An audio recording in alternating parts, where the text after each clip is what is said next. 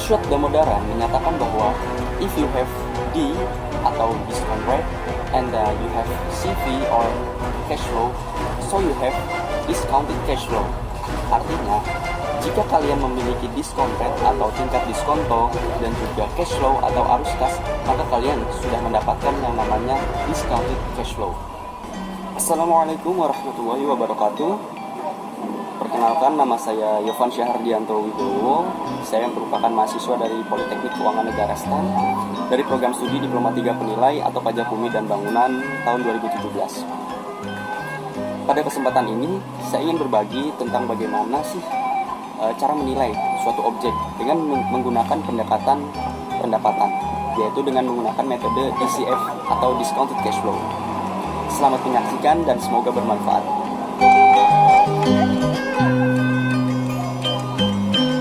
Baik teman-teman, sekarang kita mulai dari definisi nilai. Jadi sebenarnya nilai itu apa sih?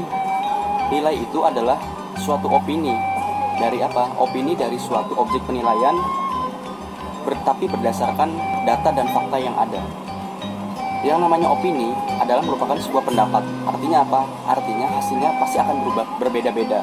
Jadi setiap penilai itu pasti akan memiliki hasil berupa nilai yang berbeda-beda. Kemudian dari suatu objek penilaian. Objek penilaian ini ada banyak sekali, baik berupa properti maupun berupa bisnis, maupun berupa sumber daya alam. Nah, berdasarkan data atau fakta. Jadi kita menilai suatu objek penilaian ini meskipun suatu opini, tetapi tidak serta-merta suatu opini yang sifatnya subjektif, melainkan harus ada data pendukung, yaitu berupa data dan fakta-fakta yang tersedia di pasaran. Nah, sekarang kita masuk tentang gimana sih cara menentukan suatu nilai daripada suatu objek penilaian. Jadi untuk menentukan nilai dari suatu objek penilaian itu ada 3 pendekatan yang bisa kita gunakan. Yang pertama, pendekatan biaya, pendekatan data pasar, dan pendekatan pendapatan. Tapi sekarang kita mengkerucutkan itu dan hanya fokus pada pendekatan pendapatan saja. Nah, yang namanya pendekatan pendapatan ini kita menilai suatu objek penilaian yang dapat menghasilkan pendapatan bagi diri kita, bagi suatu perusahaannya itu sendiri. Atau dengan kata lain, propertinya tersebut adalah suatu properti yang income producing property, seperti itu. Nah, dalam pendekatan pendapatan ini pasti mengharapkan yang namanya return yang terwujud dalam rate of return atau tingkat pengembalian, yang mana rate of return ini harus mengakomodasi yang namanya unsur resiko di dalamnya untuk mencapai pendapatan yang kita inginkan. Nah, teman-teman, sekarang kita mulai masuk tentang gimana sih cara penggunaan metode discounted cash flow itu sendiri. Jadi ada 3 hal yang perlu kita perhatikan dalam menggunakan metode discounted cash flow ini. Yang pertama, kita perlu memperhatikan growth daripada suatu perusahaan itu sendiri. Kemudian yang kedua, kita perlu memperhatikan discount rate, dan yang ketiga adalah cash flow-nya itu sendiri. Growth ini adalah merupakan pertumbuhan daripada apa? Dari usaha maupun properti yang dimiliki oleh suatu perusahaan. Nah, growth ini digunakan untuk memproyeksikan cash flow di masa yang akan datang gitu. Kemudian cash flow ini merupakan NOI dalam hal properti dan free cash flow dalam hal bisnis. Jika free cash flow ini nantinya merupakan arus kas bersih, yang mana arus kas masuk dikurangi dengan arus kas yang keluar. Nah, kemudian discount rate atau tingkat diskonto ini merupakan cost of capital. Jadi sejumlah modal yang dikeluarkan untuk menjalankan usaha ini. Nah, jadi kita bisa melihat formula matematis tentang bagaimana penggunaan rumus dalam menilai suatu aset. Nah, kita bisa lihat formulanya di sini.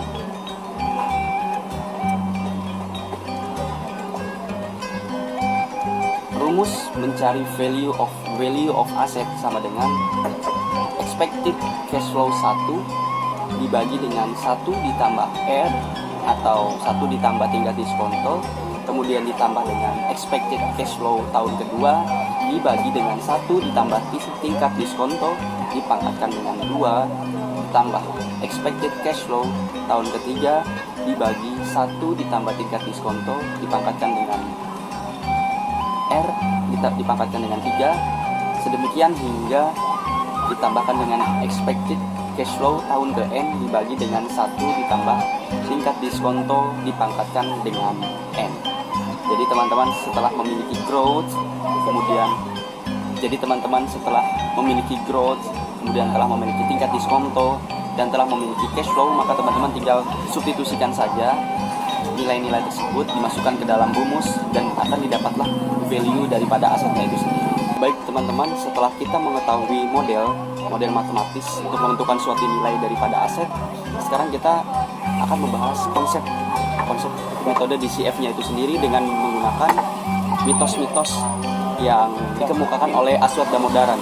Nah, yang pertama itu tadi, if you have D atau discount rate and CF atau cash flow, so you have discounted cash flow. Nah, kemudian yang kedua mitosnya adalah DCF is an exercise in modeling a number of crunching. Jadi maksudnya apa? Maksudnya metode DCF itu merupakan suatu metode yang coba-coba dan sangat renyah sekali bagi para investor. Karena apa? Karena nilainya itu, tingkat diskontonya itu, atau R-nya itu, atau growth-nya itu bisa dimanipulasi, bisa dinaik turunkan tergantung daripada penilainya itu sendiri.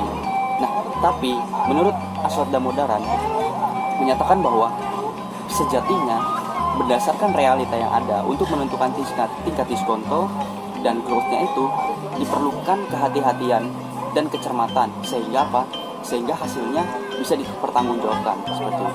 Jadi anggapan bahwa discounted cash flow ini merupakan suatu metode yang coba-coba itu adalah hanya sebuah mitos belaka. Kemudian mitos yang ketiga dari discounted cash flow adalah you cannot do valuation if there are too much uncertainty, atau kita tidak bisa melakukan suatu penilaian jika terlalu banyak yang namanya ketidakpastian. Memang pada prinsipnya bahwa ketidakpastian merupakan eksistensi daripada manusia itu sendiri, karena kemudian banyak sekali faktor-faktor yang dapat menyebabkan ketidakpastian ini, baik dari fisik, kemudian dari alam, bahkan hingga sampai ke ekonomi yang dapat menjadi faktor-faktor penyebab ketidakpastian itu sendiri. Nah, apalagi ditambah dengan adanya globalisasi dan era-era disrupsi yang sangat pesat sekali, seperti adanya teknologi digital yang dapat mendisrupsi usaha-usaha tradisional seperti itu. Hal-hal seperti itu yang dinamakan dengan ketidakpastian dari suatu nilai. Lalu bagaimana sih caranya untuk meminimalisir atau menghindari daripada ketidakpastian tersebut sehingga tidak terlalu signifikan dalam mempengaruhi nilai yang kita lakukan proses penilaian itu sendiri. Nah, menurut Aswath Damodaran, yang pertama itu kita bisa membuat suatu naratif. Nah, naratif ini bertujuan untuk menceritakan tentang bagaimana kondisi pasar saat ini, sehingga risiko-risiko yang mungkin akan timbul dapat diminimalisir. Kemudian adalah categorize uncertainty atau mengkategorisasikan ketidakpastian tersebut. Ketika kita sudah mengkategorisasikan ketidakpastian tersebut, kita akan lebih mudah dalam mengambil solusi, dalam mengambil tindakan tentang bagaimana cara meminimalisir ketidakpastiannya itu sendiri. Dia adalah keep it simple. Meskipun banyak sekali ketidakpastian yang ada, menurut Aswath Damodaran, kita sebagai penilai harus melakukan penilaian dengan simple. Tidak perlu terlalu memikirkan ketidakpastian tersebut. Tidak terlalu berpikiran jauh. Lakukan saja sesuai dengan prosedur yang ada. Kemudian make your best estimates. Artinya apa? Meskipun ada ketidakpastian, tetap kita harus mengestimasikan suatu nilai tersebut sesuai dengan data dan fakta yang ada, seperfect mungkin, sesempurna mungkin. Yang kelima adalah face up to uncertainty, atau hadapilah ketidakpastian tersebut. Menurut Aswath Damodaran, ketidakpastian tersebut bukanlah sebuah threat atau hambatan, melainkan sebuah tantangan, sehingga perlu kita hadapi dan kita tidak perlu takut dalam menghadapi ketidakpastian. Mitos yang keempat adalah if you don't like beta dalam model portofolio modern, so you cannot use DCF atau discounted cash flow. Banyak ahli yang tidak menyukai penggunaan beta ini dalam menentukan cost of capital, karena beta ini digunakan dalam rumus untuk mencari cost of capital dengan menggunakan metode CAPM atau capital asset pricing model. Nah, oleh karena sang ahli tersebut tidak mempercayai beta ini, maka mereka secara otomatis tidak bisa mencari nilai dengan menggunakan pendekatan pendapatan metode discounted cash flow. Aswad Damodaran menyebut ahli-ahli tersebut dengan nama talk about throwing a baby with bath water. Jadi berbicara tentang membuang bayi bersama dengan bak mandinya.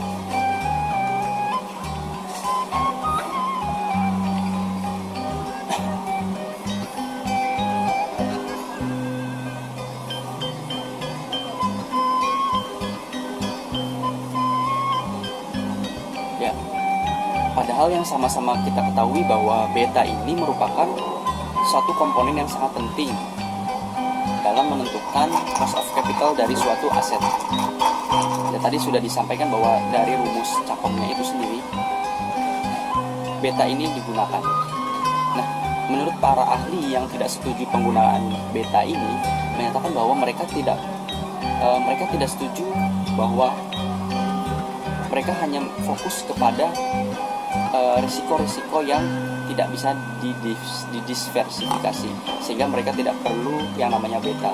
Padahal menurut Aswad Damodaran, risiko-risiko tersebut juga penting untuk dipertimbangkan karena kedepannya juga dapat mempengaruhi nilai yang akan kita nilai dari suatu objek penilaian yang akan kita nilai itu sendiri. Mitos yang kelima atau mitos yang terakhir adalah if you don't believe forever, so you cannot use DCF. Jadi ketika kita tidak mempercayai keabadian, maka kita tidak akan bisa menggunakan metode DCF. Karena apa?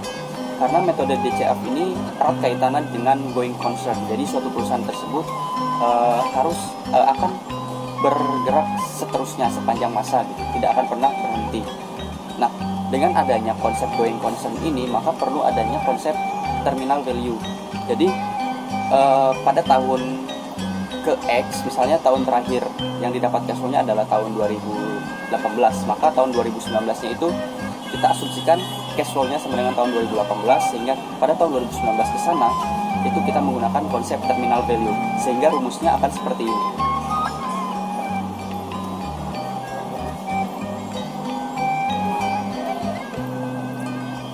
Rumusnya adalah value of an asset with life longer than 3 years sama dengan expected cash flow tahun pertama dibagi dengan 1 ditambah R ditambah expected cash flow tahun kedua dibagi 1 tambah R pangkat 2 ditambah expected cash flow tahun ketiga dibagi 1 tambah R pangkat 3, sedemikian hingga ditambah dengan terminal value pada tahun ke T dibagi 1 ditambah R dipangkatkan dengan T. Nah, teman-teman, tadi kan kita sudah belajar tentang teori dan mitos-mitos dari metode discounted cash flow. Nah, biar kita lebih paham lagi, maka kita coba melakukan praktek penilaian dengan menggunakan metode discounted cash flow. Nah, kebetulan sekarang saya sedang berada di Cafe 88 di kampus Politeknik Keuangan Negara STAN. Sekarang kita coba menilai Cafe 88 menggunakan metode discounted cash flow. Yuk, ikuti saya menilai dengan menggunakan discounted cash flow.